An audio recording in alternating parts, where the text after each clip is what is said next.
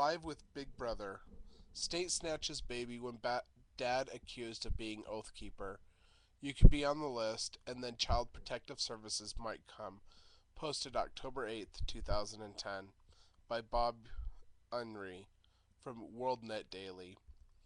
A 16-hour-old newborn was snatched from her parents by authorities in Concord, New Hampshire, after social services workers allege the father is a member of Oath Keepers. The organization collects affirmations from soldiers and peace officers that they would refuse orders that violate the U.S. Constitution in light of what they perceive as the advance of socialism in the United States.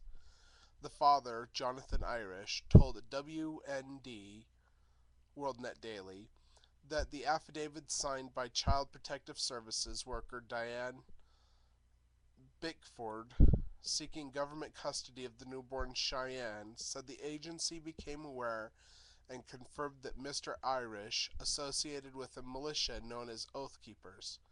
Irish, in an interview with WorldNetDaily, said officers and other social service workers ordered him to stand with his hands behind his back, frisked him, and then took his daughter from him and his fiancé at Concord Hospital where the baby had been born.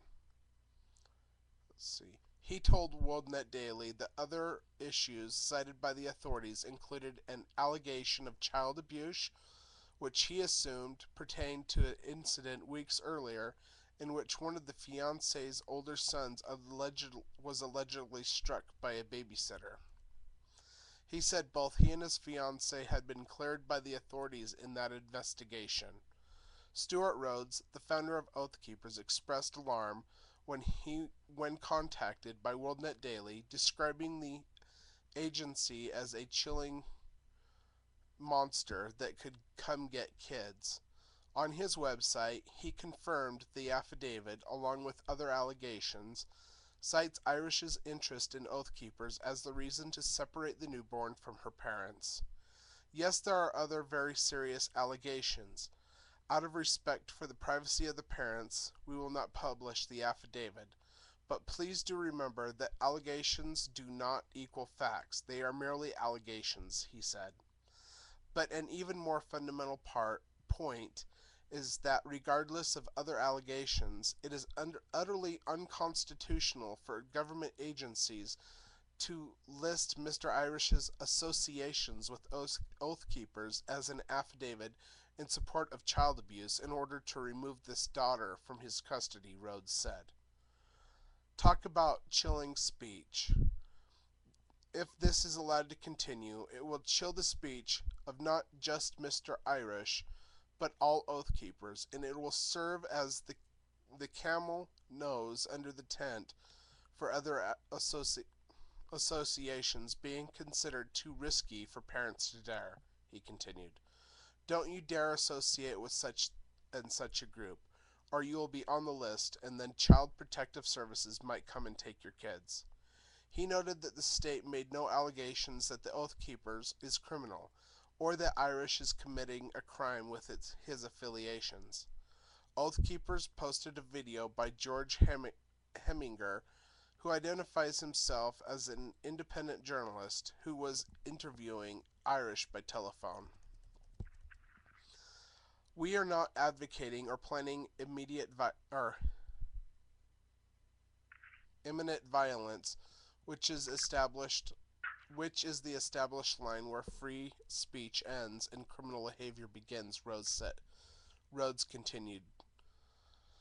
Neither is Oath Keepers a militia, for that matter. However, even if it were, that also would not be a valid reason to take someone's child away.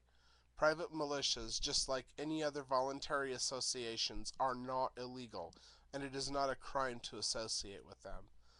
To the contrary, we have an absolute right, won by the blood of patriots, and protected by our First Amendment, to freely associate with each other as we'd well pleased, so long as we are not advocating or planning imminent violence or directly harming our children, and now teaching them thought crimes like all men are created equal and endowed by their Creator with certain unalienable rights, or those of swearing an oath to the Constitution as we should keep it, does not count, at least not yet, he said.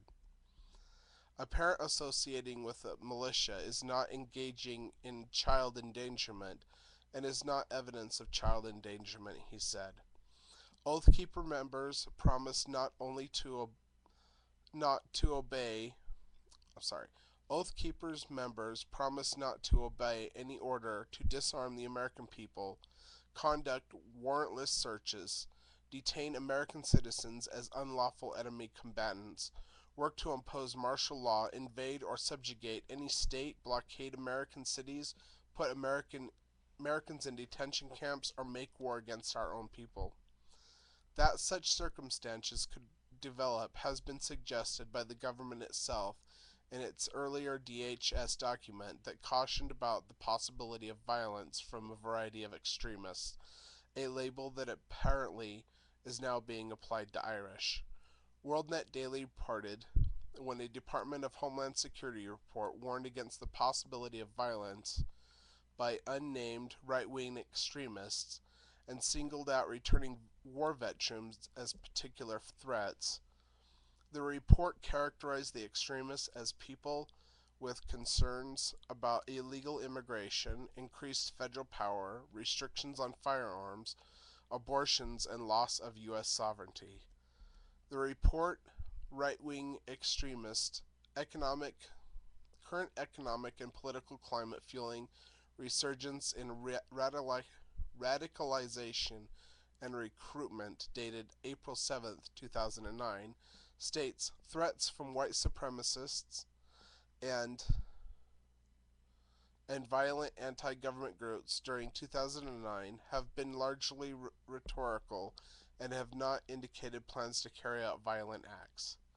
However, the document, first reported by talk radio host and by WorldNetDaily columnist Roger Hedgecock, went on to suggest worsening economic woes, potential new legislative restrictions on firearms, and the return of military veterans facing significant challenges to reintegrate into their communities could lead to the potential emergence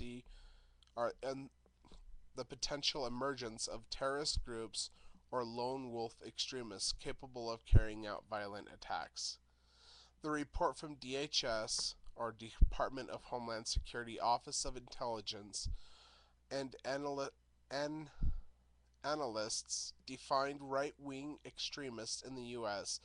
as divided into those groups, movements that are primarily hate-oriented, based on hatred of particular religions, racial, and ethnic groups, and those that are mainly anti-government, rejecting federal authority in favor of state or local authority, or rejecting government authority entirely.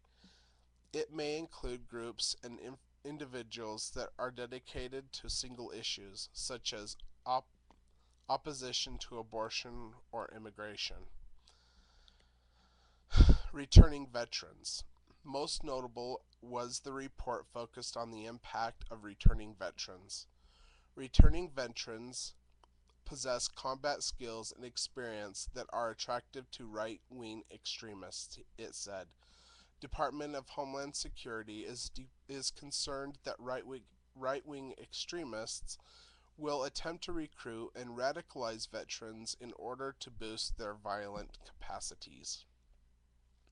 In the Irish family situation, the father told WorldNetDaily that a court hearing is scheduled for October 14th. Until that time, he and his fiancé are ordered to have no contact with their daughter. He describes the state accusation as false allegations, fabricated allegations, and unfounded fact. Forum page participants at Oath Keepers were enraged. Make sure you tell this to everyone you know. If this is allowed, none of us with children is safe. the government can take away your children because of affiliations with certain organizations. Oh, it goes on and on. Said Rhodes, now is the time to push back, peaceably of course, using our voices and pens. Let the offices in question know that you strongly oppose their listing of associations with oath keepers as one of the reasons for taking the child. Let them know you insist that they remove the reason from the affidavit and issue a public retraction, and until they do so, they will hear from all of us, and also from our legal counsel. And we won't relent until they first respect our First Amendment protected rights of freedom of speech and association and cease and desist this chilling of those rights. Be professional but firm.